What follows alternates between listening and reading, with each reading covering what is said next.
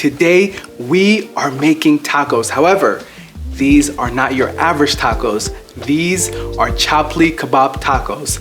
Now, here's the thing. Chapli kebab is said to originate in Afghanistan. It's a Pashtun style of kebab. It's basically a flat kebab, a patty essentially, that has so much spices that's in there. And we're making this and we're gonna put it directly on a tortilla. We're gonna smash the meat in and then we're gonna cook it, and you're gonna get all those flavors right on the tortilla. And we're also making a homemade cilantro sauce that's gonna go with it, and it's going to taste absolutely phenomenal. So let's get started. So first we're going to marinate our meat. So we're gonna have 1 pound of ground beef. Here's the thing, you also can use ground lamb if you want for this. Or if you want to use ground chicken, you can do that as well.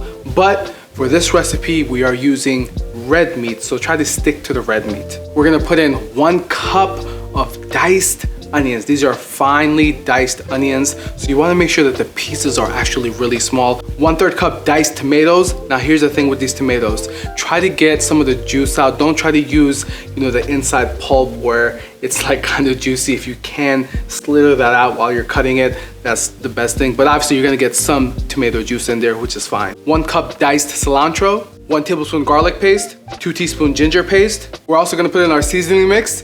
Now, if you're watching this on the Chili Pepper Cooks app, 1 beaten egg, 3 tablespoon cornstarch, and of course, we're gonna put in the Thai chili pepper.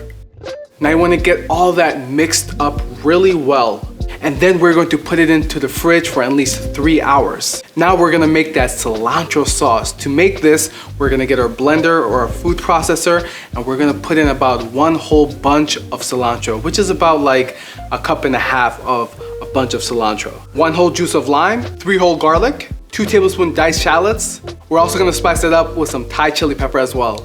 Now you're gonna blend this up. Now here's the thing, depending on the type of blender or the food processor you have, you will need to stop at certain points and either shake it up or get a spatula and kind of run down the sides. You're gonna have to do this a couple of times until you get that smooth cilantro green paste just like this. Then we're gonna get our bowl and we're gonna put in about 1 cup of yogurt. Here's the thing, for this, you want to use whole milk yogurt. Don't get that fat-free or the 2% stuff. Get the whole milk yogurt. Then we're gonna put in our cilantro paste. And then to that, we're also gonna put in about 1 teaspoon of cumin, about 1 teaspoon of sugar, and 1/2 teaspoon of salt. Then we're gonna mix all that up.